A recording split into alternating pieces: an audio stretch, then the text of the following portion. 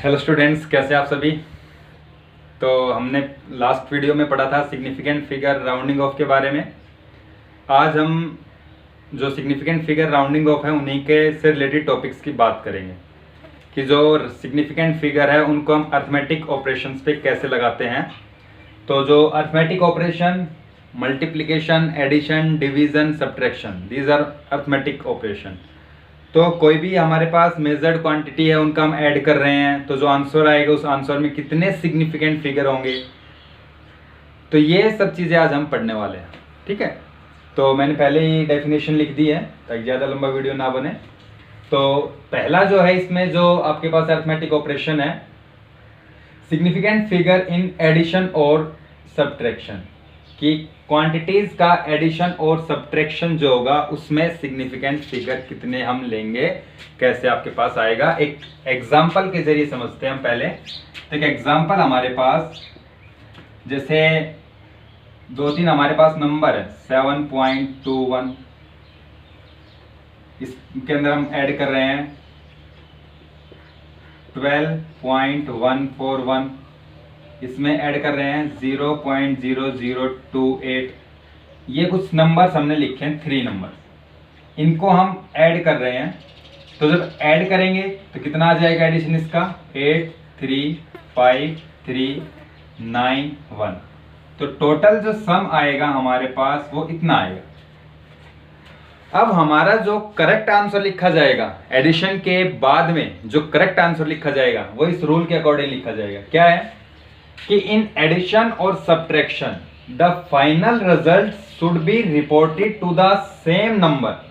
जो final result आया है, इस फाइनल रिजल्ट के अंदर क्या होगा, to the same number of the decimal place as that of original number with minimum number of decimal place. क्या है, देखो इसमें कि हमारा जो सम आएगा, आंसर जो आ रहा है, इस आंसर में डेसिमल के बाद में कितने डिजिट हम लेंगे।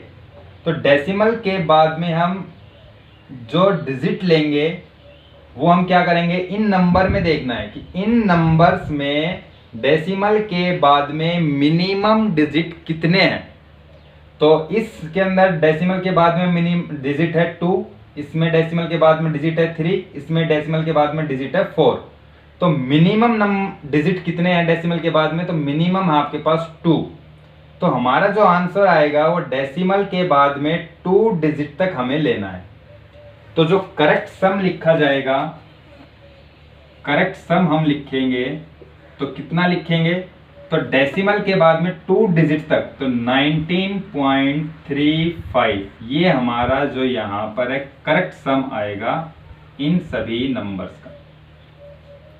इसी तरीके से मान लो आपको सब्ट्रैक्शन करना है 6.807, 2.4531, ऐसे हमारे पास 2 नंबर है। सब्ट्रैक्शन करना हमें, आंसर कितना आएगा, तो ये आपका 00 मतलब 9, यहाँ कितना बचेगा 9 2 7 7 3 4 5 3 और 7 3 और यहाँ पे कितना आ जाएगा 4। तो ये हमारे पास जो है डिफरेंस आएगा, जो डिफरेंस आ रहा है नंबर्स का वो कितना आ रहा है, ये आ रहा है। अब हमें जो करेक्ट डिफरेंस लिखेंगे, तो करेक्ट डिफरेंस में डेसिमल के बाद में कितने डिजिट तक हम लिखेंगे इसमें। तो डेसिमल के बाद में हमारे पास, अब इन दोनों नंबर्स में देखो डेसिमल के बाद मिनिमम डिजिट कितने हैं। इसमें डेसिमल के बाद में 3 डिजिट्स हैं, इसमें डेसिमल के बाद में क्या है 5 डिजिट्स हैं। तो आंसर में हमारे पास डेसिमल के बाद में कितने डिजिट्स लगेंगे, तो मिनिमम कितने हैं 3, तो 3 डिजिट तक आपको करना है। तो डेसिमल ये रहा, इसके बाद में 3 डिजिट यहाँ तक। अगर इसके बाद में नंबर जो है आपका 5 से बड़ा है तो ये वाला एक इंक्रीज हो जाएगा, मतलब जो डिफरेंस आएगा, करेक्ट डिफरेंस हम कैसे लिखेंगे, करेक्ट डिफरेंस जो लिखा जाएगा वो 4.35। 4 ना लिखने की बजाय हम इसको 5 लिख लेंगे। क्यों लिख लेंगे, क्योंकि इसके बाद वाला डिजिट 7 है, 7 है तो 5 से बड़ा है तो उससे पहले वाला डिजिट एक बढ़ जाएगा, तो इसके अंदर हम यहाँ पर 5 कर देंगे। तो ये जो है डेसिमल के बाद में 3 डिजिट, और इन दोनों नंबर में डेसिमल के बाद में मिनिमम कितने थे, 3 डिजिट थे। इसी तरीके से इसमें क्यों नहीं बढ़ा ये, क्योंकि इसके बाद वाला डिजिट जो है वो 3 है, जो कि 5 से छोटा है, तो इसलिए हमने यहाँ पे 5 एज इट इज लिखा है। लेकिन यहाँ पर हम जब 3rd डिजिट तक गए डेसिमल के बाद में, तो देखा कि यहाँ जो है इसके बाद वाला डिजिट 5 से बड़ा आ रहा है, तो बड़ा आ रहा है तो इससे पहले वाला डिजिट आपका एक इंक्रीज हो जाएगा। तो ये इस तरीके से हम एडिशन और सब्ट्रैक्शन में जो सिग्निफिकेंट फिगर है वो लिखते हैं, तो इस तरीके से लिखा जाएगा। ओके, इसी तरीके से significant figure in multiplication and division. Multiplication और डिवीजन में कैसे लिखेंगे, तो हमारे पास जैसे एग्जांपल है 5.321, इसको आपको डिवाइड करना है 2.1 से। ओके, इसका डिवीजन कितना आएगा, इसको डिवाइड करके देखो कितना आएगा। तो इसका जो डिवीजन आएगा वो डिवीजन है 2.533। ये जो आया आपके पास ये इसका डिवीजन है। ओके, तो यहां पर हम जो सिग्निफिकेंट फिगर लिखेंगे वो कितने लिखेंगे, तो इसमें लिखा गया है कि हमारा जो फाइनल रिजल्ट आएगा उसमें same number of significant figure as that of original number. इन दोनों नंबर में मिनिमम सिग्निफिकेंट फिगर कितने हैं, कौन से नंबर में है, तो इसमें सिग्निफिकेंट फिगर कितने हैं, 4 है टोटल, और इसमें सिग्निफिकेंट फिगर कितने हैं, 2 है। तो हमारा जो आंसर लिखा जाएगा उसमें सिग्निफिकेंट फिगर कितने आएंगे, मिनिमम, तो कितने, 2। तो हम यहाँ पर जो करेक्ट लिखेंगे, करेक्ट डिवीजन जो आएगा उसके अंदर हमारे पास कितना आंसर आएगा, 2.5। 2 डिजिट्स हैं सिग्निफिकेंट फिगर इसमें, तो यहाँ मिनिमम 2 ही थे। इस तरीके से ऐसे ही हम मल्टीप्लिकेशन में कर सकते हैं। ठीक है, तो ये आपका अरिथमेटिक ऑपरेशन है सिग्निफिकेंट फिगर में, इसको आपको नोट करना है, तो इसको नोट कर लीजिएगा। ओके स्टूडेंट्स, नेक्स्ट जो टॉपिक आता है एक्यूरेसी एंड प्रिसीजन। ये दोनों टर्म्स क्या हैं, देखो इनके बारे में बात करते हैं।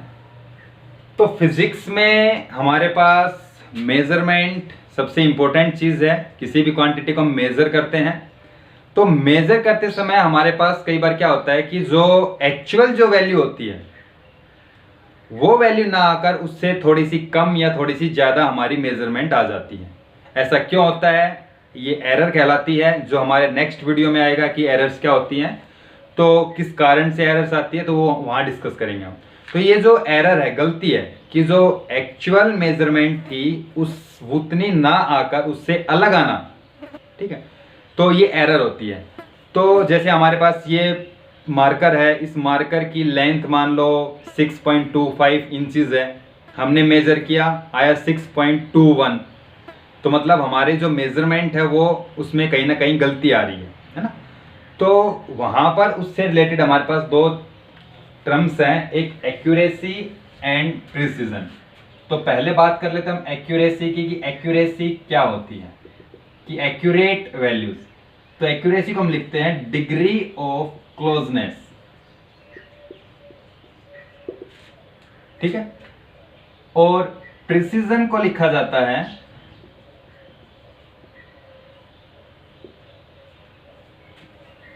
रिजोल्यूशन और limit up to which quantities measured.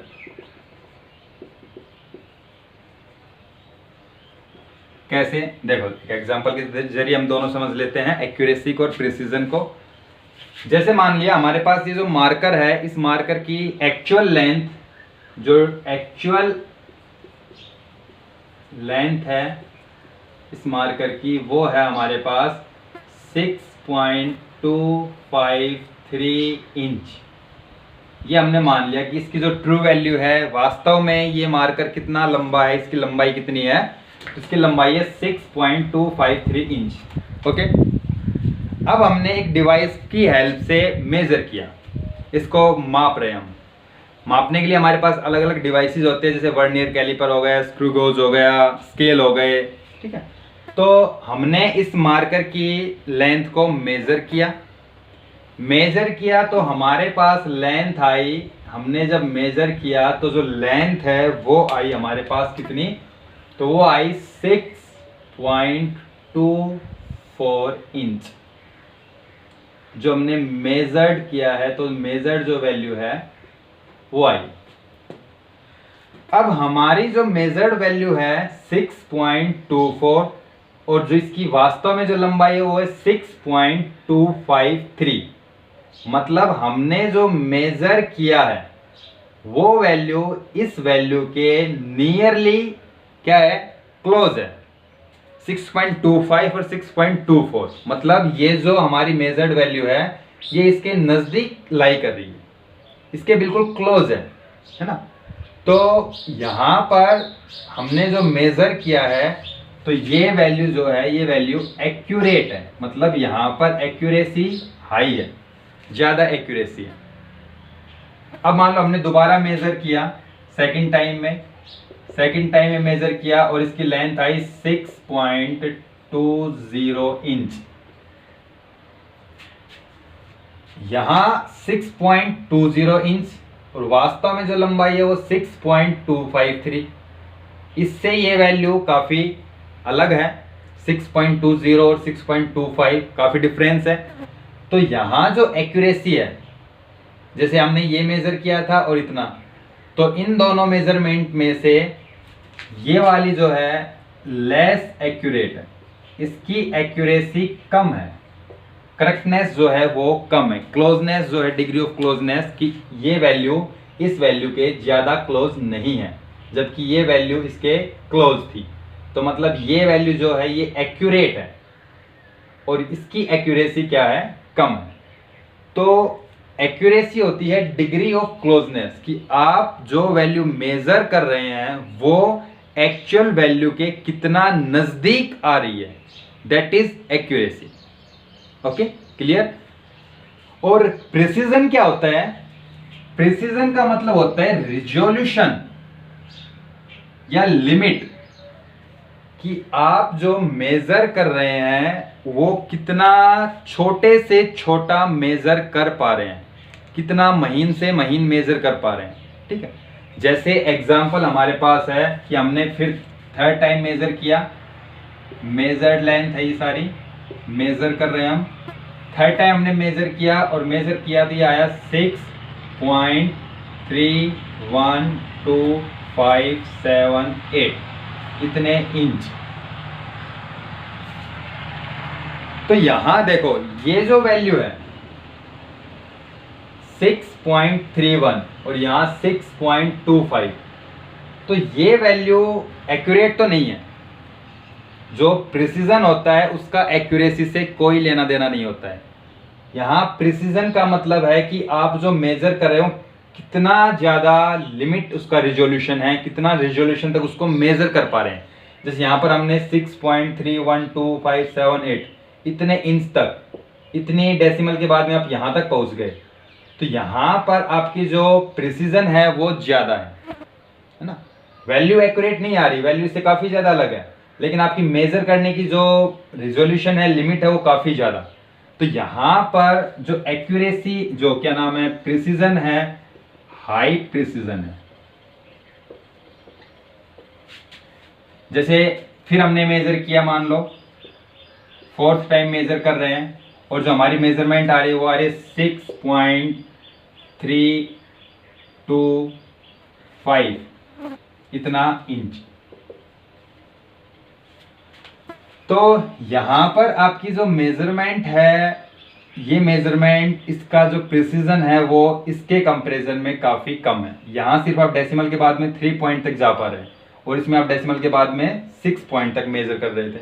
यहाँ रिजोल्यूशन जो है मेजरमेंट का वो ज्यादा है, तो रिजोल्यूशन ज्यादा मतलब हाई प्रिसीजन।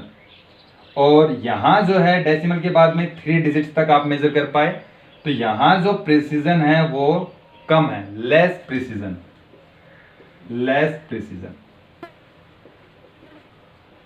ठीक है। और एक्यूरेसी तो है ही नहीं यहाँ, इन दोनों में एक्यूरेसी तो बहुत ही कम है, क्योंकि ये वैल्यू 6.3125, ये 6.325 और जो एक्चुअल वैल्यू वो 6.25, इस वैल्यू से ये दोनों वैल्यूज काफी दूर है। तो एक्यूरेट तो रीडिंग नहीं आ रही है हमारी, जो मेजरमेंट है वो एक्यूरेट नहीं आ रही है, लेकिन प्रिसीजन जो है वो काफी ज्यादा है।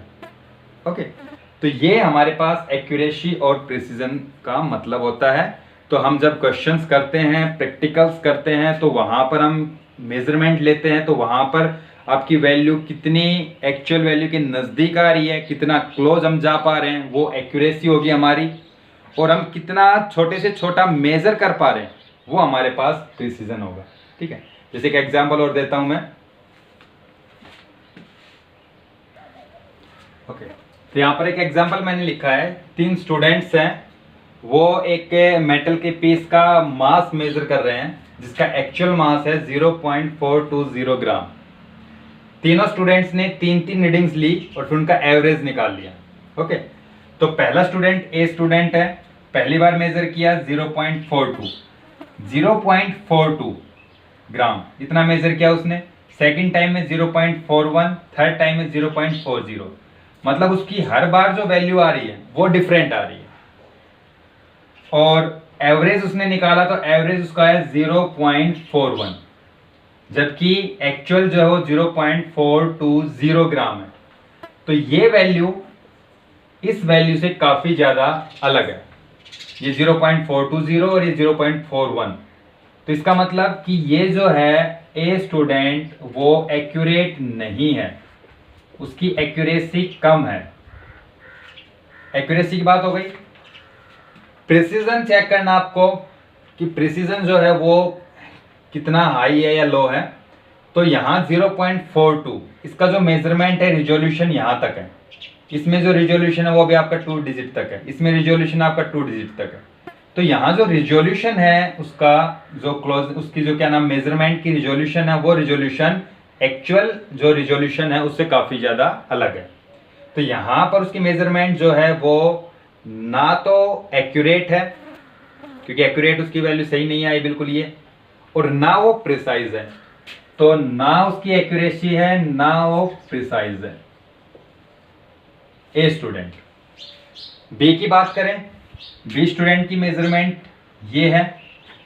ट्रू वैल्यू जो आई, जो क्या नाम उसकी एवरेज वैल्यू है, इन तीनों का एवरेज वो आपके पास ये है।